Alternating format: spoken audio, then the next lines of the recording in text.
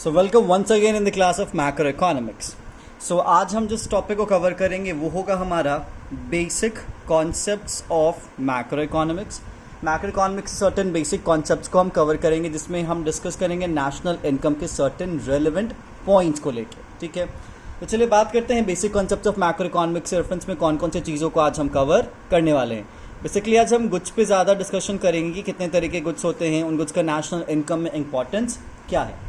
तो चलिए अगर हम बात करते हैं गुड्स की, किसकी बात करते हैं, गुड्स की, तो हम गुड्स के रेफरेंस में गुड्स की टाइप की बात करें। किसकी बात करें, गुड्स के टाइप की बात करेंगे। और यहाँ पे आपके सामने जो फर्स्ट बाइफर्केशन आता है गुड्स के टाइप का, वो हो जाता है एक तरफ फाइनल गुड्स और एक तरफ हो जाता है आपका इंटरमीडिएट गुड्स।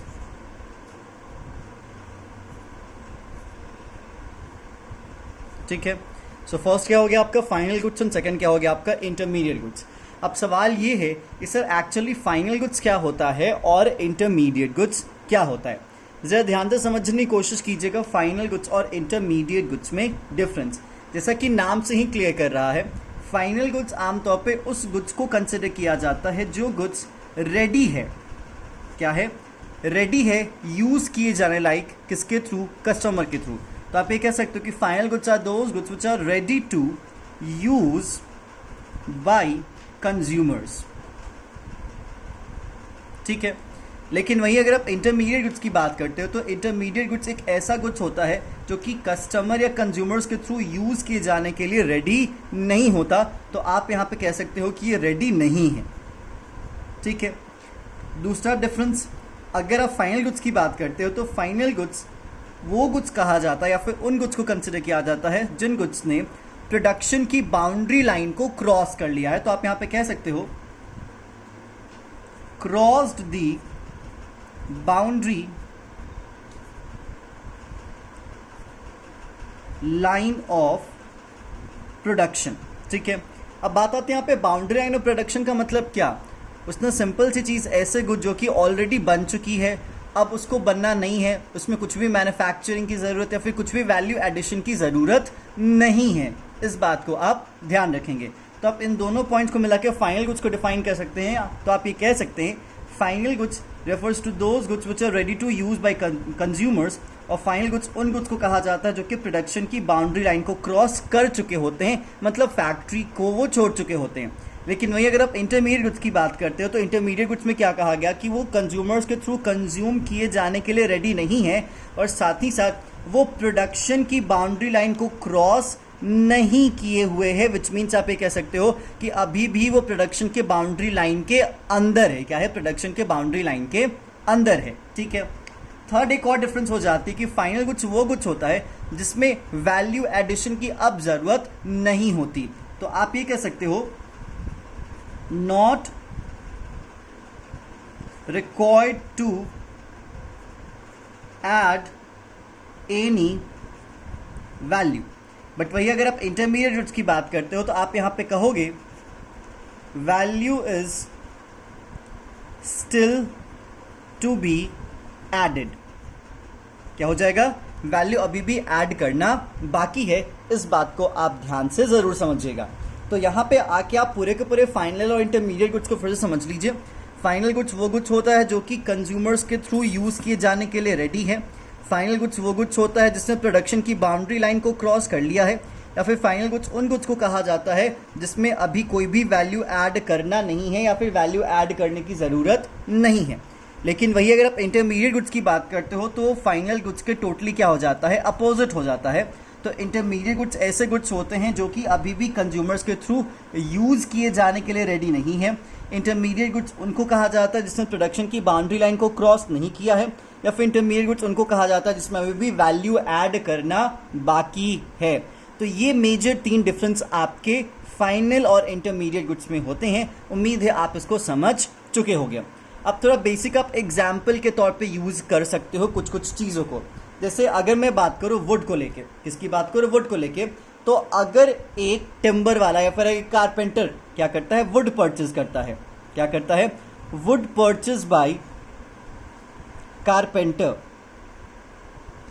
ठीक है, तो अगर कारपेंटर वुड परचेस करता है तो वुड कारपेंटर के लिए क्या हो जाएगा, इंटरमीडिएट गुड्स यहां पे कंसिडर किया जाएगा। दूसरी चीज यहां पे आप ये कह सकते हो, sugar purchased bye household. Household का मतलब क्या? कोई भी कंज्यूमर। तो कोई भी कंज्यूमर अगर शुगर परचेस करके अपने घर पे लेके जा रहा है तो शुगर उसके लिए क्या माना जाएगा? फाइनल गुड्स माना जाएगा। इस बात को आप ध्यान से जरूर समझेंगे। एक और बात यहाँ पे मैं आपके लिए ऐड करता हूँ जो कि आपके फाइनल और इंटरमीडिएट में आपको और भी एक स्टेप आगे की तरफ लेके जाएगा। वो पॉइंट क्या होगी? जैसे अगर आप फाइनल गुड्स की बात करते हो, किसकी बात करते हो? अगर आप फाइनल गुड्स की बात करते हो तो फाइनल गुड्स के टाइप्स हैं। क्या है? फाइनल गुड्स के टाइप्स हैं। तो फाइनल गुड्स के बेसिकली दो टाइप हैं, ठीक है। एक हो जाता है फाइनल कंज्यूमर गुड्स और दूसरा हो जाता है फाइनल प्रोड्यूसर गुड्स। क्या हो जाता है? First is final consumer goods and second is final producer goods. तो सवाल यहाँ पे ये है कि फाइनल कंज्यूमर गुड्स क्या होता है और फाइनल प्रोड्यूसर गुड्स क्या होता है। आप सिंपल सी चीज सोचो कि कोई भी ऐसा एक्सपेंडिचर, याद रख लीजिएगा, कोई भी ऐसा एक्सपेंडिचर जो एक्सपेंडिचर हाउसहोल्ड के थ्रू किया जाएगा, किसके थ्रू किया जाएगा? हाउसहोल्ड के थ्रू किया जाएगा, उसको क्या कहा जाएगा?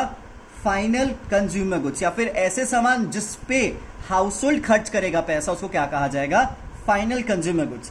लेकिन अगर कोई भी प्रोड्यूसर, याद रख लीजिएगा, कोई भी ऐसा प्रोड्यूसर किसी भी पैसे को खर्च करता है, एक्सपेंडिचर इनकर्ड बाय प्रोड्यूसर किसी भी गुड्स पे, ठीक है, तो जिस गुड्स पे प्रोड्यूसर पैसे खर्च करेगा उस गुड्स को यहाँ पे क्या कहा जाएगा? फाइनल प्रोड्यूसर गुड्स कहा जाएगा। मैं आपको एग्जाम्पल के तौर पे यहाँ पे बता देता हूँ। आप एग्जाम्पल के तौर पे हाउस होल्ड के केस में ले सकते हैं फूड, ठीक है, क्योंकि हाउस होल्ड अगर अपने खाने पे खर्च करता है तो हाउस होल्ड के लिए वो खाना उसके लिए फाइनल कंज्यूमर गुड्स के कैटेगरी में काउंट किया जाएगा। लेकिन वही अगर आप अपने प्रोड्यूसर की बात करते हो तो अगर कोई प्रोड्यूसर असेट्स परचेस करता है, क्या परचेस करता है? असेट्स परचेस करता है। अगर वो एसी परचेस कर रहा है, या फिर आप ये कह सकते हो कि वो कोई मशीन परचेस कर रहा है, या फिर आप कह सकते हो कि वो कुछ भी ऐसे मतलब कार परचेस कर रहा है, व्हीकल परचेस कर रहा है, अपने बिजनेस के लिए ही परचेस कर रहा है, ठीक है, तो वो सब क्या कहा जाएगा? फाइनल प्रोड्यूसर गुड्स कंसिडर किया जाएगा। जैसे फॉर एग्जाम्पल अगर मान लेते हैं कोई ट्रांसपोर्टेशन है, ट्रांसपोर्टेशन का बिजनेस करता है, उसकी ट्रांसपोर्ट की एजेंसी है, तो उसने क्या खरीदा? तो उसने कार खरीदा, या फिर उसने क्या खरीदा? तो उसने ट्रक्स खरीदा। तो जो कार और ट्रक है उसके लिए क्या कंसिडर किया जाएगा? फाइनल प्रोड्यूसर गुड्स कंसिडर किया जाएगा। क्योंकि याद रख लीजिएगा, वो कार रेडी है यूज किए जाने के लिए, वो कार या फिर वो ट्रक प्रोडक्शन की बाउंड्री लाइन को क्रॉस कर चुका है, ठीक है, वो कार या फिर उस ट्रक में कोई भी वैल्यू ऐड करने की जरूरत नहीं है, विच मीन्स अब वो कार सिंपली यूज किया जाएगा किसी भी प्रोडक्ट को, किसी भी गुड्स को यहाँ से वहाँ पहुँचाने में, या फिर पैसेंजर्स को यहाँ से वहाँ पहुँचाने में। तो इसलिए फाइनल गुड्स को बस आप कंज्यूमर्स के रेफरेंस में मत समझिएगा, क्योंकि बहुत बार बच्चे कंफ्यूज हो जाते हैं जब उनको पूछा जाता है कि हाँ जी अगर कोई ट्रक कोई प्रोड्यूसर खरीदे तो वो ट्रक फाइनल होगा या इंटरमीडिएट होगा, तो लोग लगता है कि हाँ जी वो इंटरमीडिएट होगा क्योंकि उसका इस्तेमाल किया जाएगा बिजनेस करने के लिए। नहीं जी, ऐसा नहीं है। बिजनेस के भी अपने कुछ गुड्स होते हैं जो कि फाइनल नेचर के होते हैं, और कंज्यूमर के भी अपने गुड्स होते हैं जो कि फाइनल नेचर के होते हैं। आपको आइडेंटिफाई करने के लिए इन तीन चीज़ों को, इन तीन स्टैंडर्ड्स को देखना पड़ेगा कि क्या वो यूज़ करने के लिए रेडी है या फिर वो रेडी नहीं है। जैसे छोटा सा एग्जाम्पल ले लूँ, मान लेते हैं कोई भी ऐसी मतलब कोई फैक्ट्री है जिस फैक्ट्री में कपड़ा बनाया जाता है, ठीक है, टेक्सटाइल इंडस्ट्री का आप एग्जाम्पल ले सकते हो। तो जो बंदा यहाँ पे टेक्सटाइल इंडस्ट्री में बिजनेस करता है तो वो मशीन तो खरीदेगा, ठीक है। अब जब वो मशीन खरीदेगा तो मशीन किस चीज़ के लिए खरीदेगा? कपड़े बनाने के लिए वो मशीन खरीदेगा। तो अगर वो कपड़े बनाने के लिए मशीन एक्चुअली खरीद रहा है तो वो मशीन एक तरीके से यूज़ करने के लिए तो रेडी है ना। वो मशीन प्रोडक्शन की बाउंड्री लाइन को तो क्रॉस कर चुकी है ना, क्योंकि वो मशीन प्रोडक्शन के अंदर नहीं है, वो मशीन किसी और चीज़ को प्रोड्यूस कर रही है। तो किसी और चीज़ को प्रोड्यूस करना और प्रोडक्शन के बाउंड्री लाइन के अंदर रहना, दोनों में क्या है? अंतर है, डिफरेंस है। प्रोडक्शन के बाउंड्री लाइन के अंदर होने का मतलब क्या? कि उसमें और कुछ चीज़ ऐड करना है या फिर उसको अभी भी क्या करना है? बनाना है।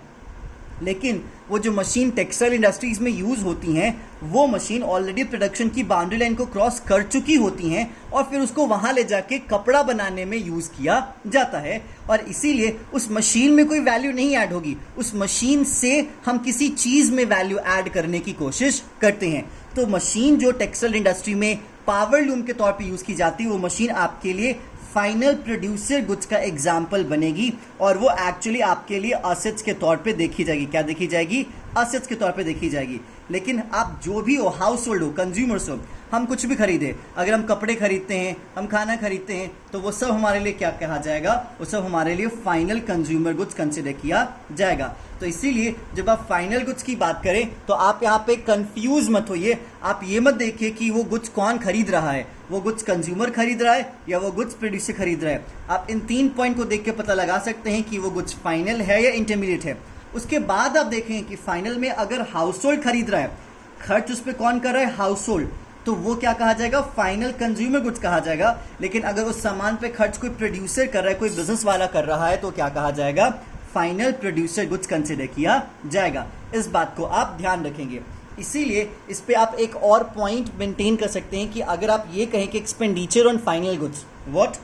Expenditure on final goods is equal to, ठीक है, expenditure on final goods is equal to consumption expenditure plus investment expenditure. Sir आपने तो यहाँ पे 2 नाम लगा दिए। 2 नाम इसलिए लगाएं क्योंकि याद रख लीजिएगा, ऐसे एक्सपेंडिचर, क्या ऐसे एक्सपेंडिचर जो कि कंज्यूमर करता है, उसे क्या कहा जाएगा? Consumption expenditure. क्या कहा जाएगा?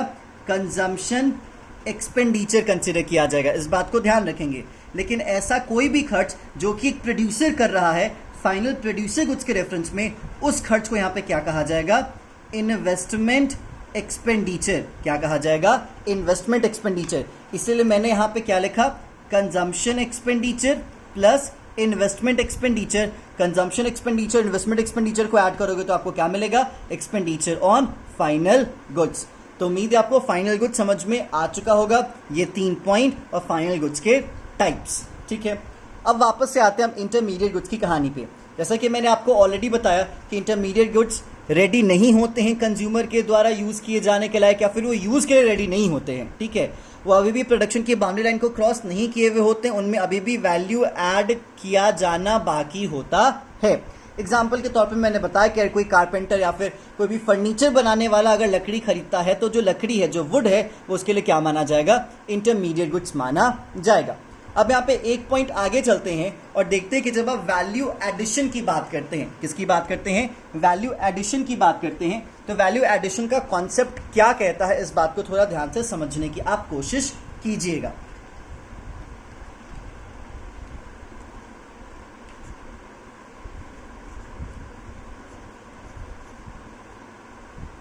देखो भाई, वैल्यू एडिशन का क्या मतलब होता है, इस बात को थोड़ा ध्यान से समझो। जहां तक हम वैल्यू एडिशन की बात करते हैं, किसकी बात करते हैं? वैल्यू एडिशन की बात करते हैं, तो हम कहते हैं कि किसी भी चीज में वैल्यू ऐड करना। क्या करना? किसी भी चीज में वैल्यू ऐड करना। वैल्यू ऐड मतलब क्या? उसकी यूजफुलनेस को बढ़ाना। क्या करना? उसकी यूजफुलनेस को बढ़ाना। सिंपल सी बात, ठीक है, इस बात को थोड़ा ध्यान से समझिएगा। जैसे अगर मैं आपके सामने कोई एग्जाम्पल के तौर पर भी एक चीज रखता हूं, ठीक है, जैसे फॉर एग्जाम्पल ये है आपके सामने एक प्लेन शीट। क्या है आपके सामने? ये है प्लेन शीट। लेकिन इस प्लेन शीट की वैल्यू क्या है? अलग है। लेकिन अगर इसी प्लेन शीट पे अगर इसी प्लेन शीट पे अगर मैं कोई बुक छाप दूं, क्या करूं? अगर इसी प्लेन शीट पे मैं कोई किताब छाप दूं और फिर उस किताब को बेचूं, तो उस किताब की कीमत मुझे ज़्यादा मिलेगी in comparison to this plain sheet. तो इस प्लेन शीट पे मैंने क्या करा? वैल्यू ऐड करा, चीज़ों को लिख के या फिर कोई फिगर लगा के या फिर कुछ इमेजेस को लगा के। तो इसीलिए जब किसी भी चीज़ में यूजफुलनेस बढ़ाई जाती है, कोई चीज़ को और भी बेहतर बनाया जाता है या फिर उसको यूजेबल बनाया जाता है, this is what we called value addition. ठीक है, आमतौर पे आप कह सकते हो प्रोडक्शन का भी जो प्रोसेस होता है, उस प्रोडक्शन के प्रोसेस में क्या होता है? वैल्यू एडिशन ही होता है।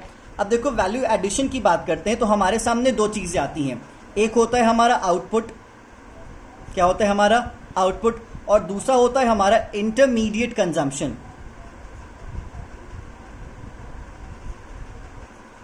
क्या? Intermediate consumption.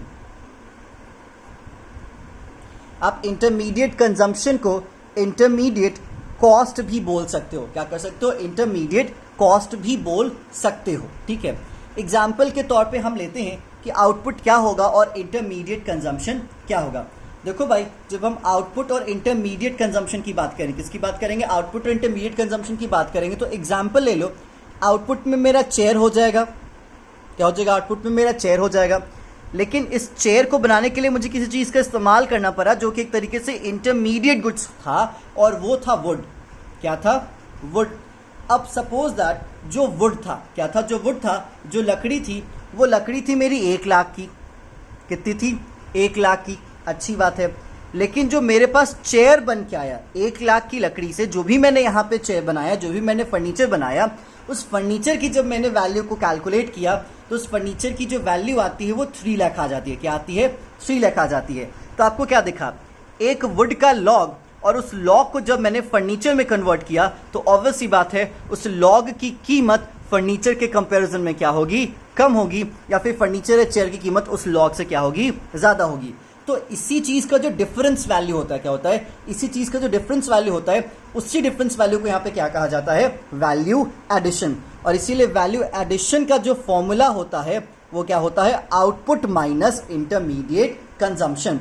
तो value addition is equal to output minus intermediate consumption. जैसे चेयर की वैल्यू में से वुड की वैल्यू को घटा दो, चेयर की वैल्यू 3 लाख है, वुड की वैल्यू 1 लाख है, तो 3 लाख में से अगर आप 1 लाख को कम कर देते हो तो जो 2 लाख होगा, क्या होगा, जो 2 लाख होगा वो आपके लिए वैल्यू एडिशन कंसिडर किया जाएगा। इस बात को आप उम्मीद है समझ चुके होंगे, और इसी को आमतौर पे कहा जाता है ग्रॉस वैल्यू एडिशन।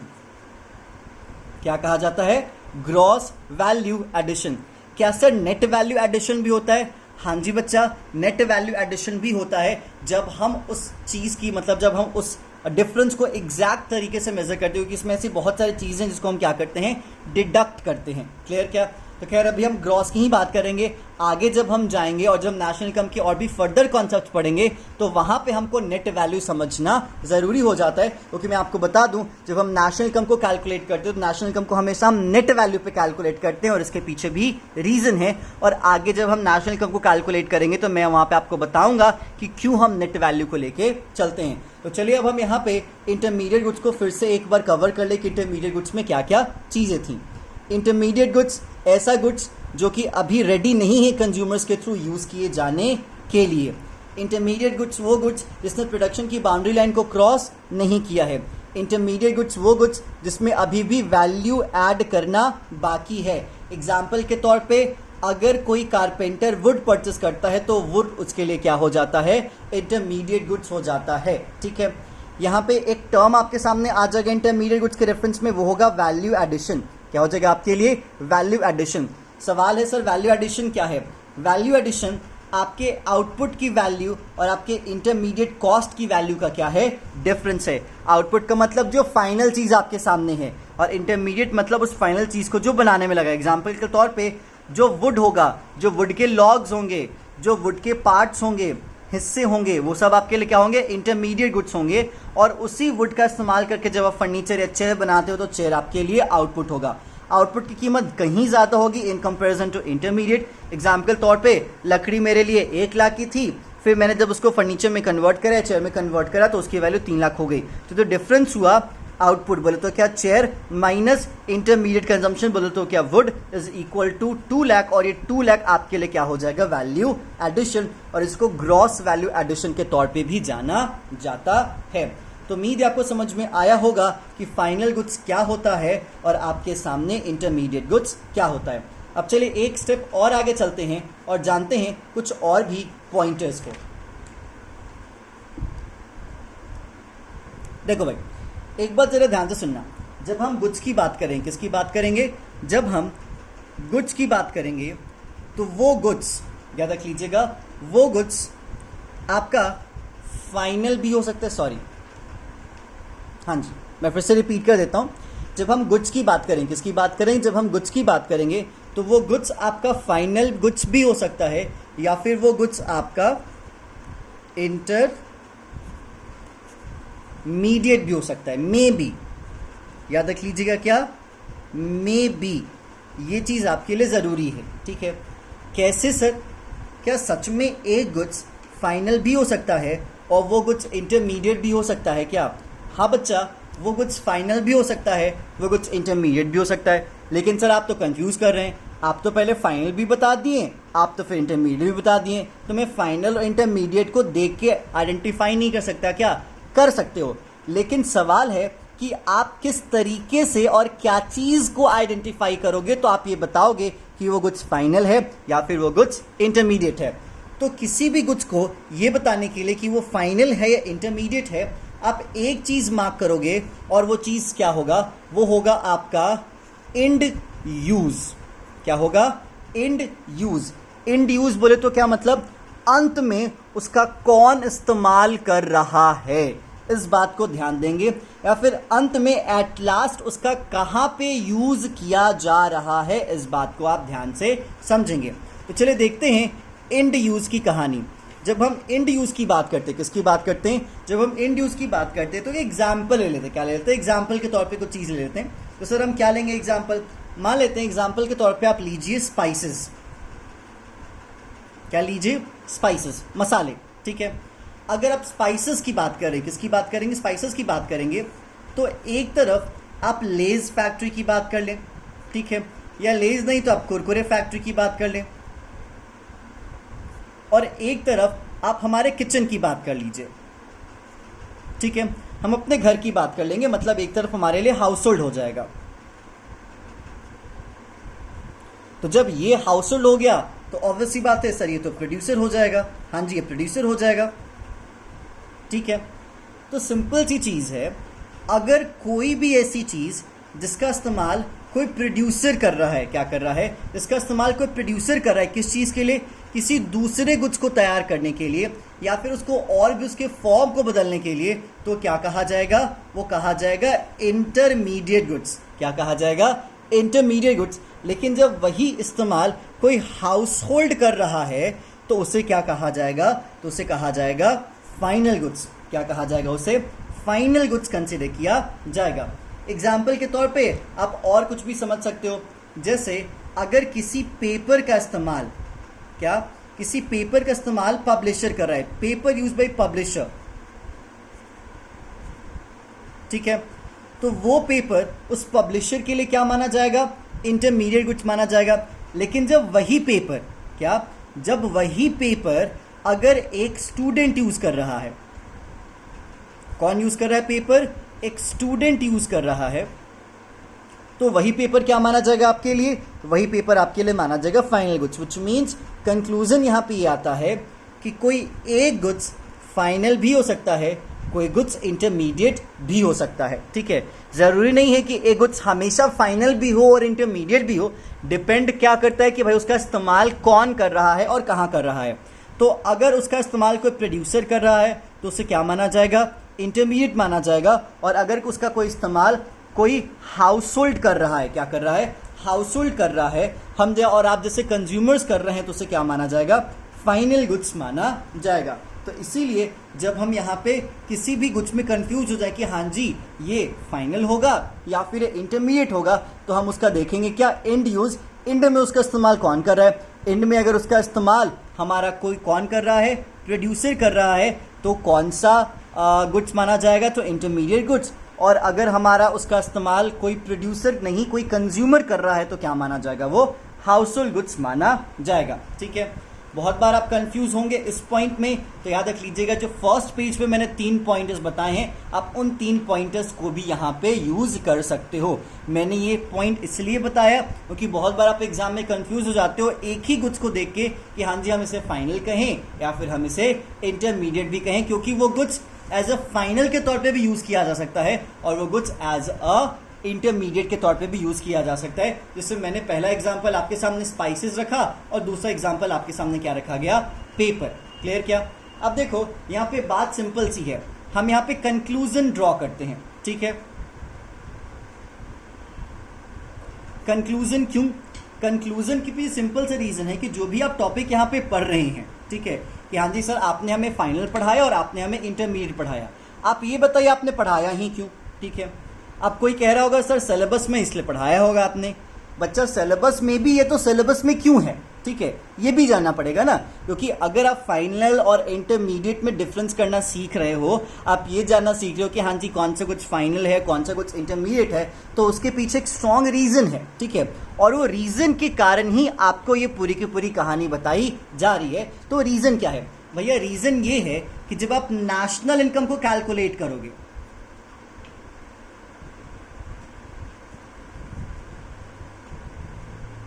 जब आप नेशनल इनकम को कैलकुलेट करोगे तो नेशनल इनकम को कैलकुलेट करने के प्रोसेस में ओनली एंड ओनली हम फाइनल गुड्स को कंसिडर करेंगे। किसको कंसिडर करेंगे? हम only and only final goods को कंसिडर करेंगे, हम इंटरमीडिएट गुड्स को कंसिडर नहीं करेंगे। तो कंक्लूजन यही आ जाता है कि हमें नेशनल इनकम को कैलकुलेट करने के वक्त ऐसे कुछ कुछ पॉइंट्स दिए जा सकते हैं जिसमें हम कंफ्यूज हो सकते हैं। तो उस कंफ्यूजन से पहले आप ये जान लीजिए कि इंटरमीडिएट क्या है और फाइनल क्या है, और इंटरमीडिएट और फाइनल को जब आप पहचान लेंगे तो आप कहेंगे कि हाँ जी सर, हम इंटरमीडिएट गुड्स को नेशनल इनकम को कैलकुलेट करने में यूज नहीं करेंगे, हम फाइनल गुड्स का ही बस इस्तेमाल करते हैं नेशनल इनकम को कैलकुलेट करने के लिए। इस बात को आप ध्यान रखेंगे। तो इस बात को समझाने के लिए ये पूरी की पूरी कहानी आपको समझाई गई है। तो चलिए ये टॉपिक यहाँ पे हो जाता है over, and stay tune for the next topic. Thank you so much.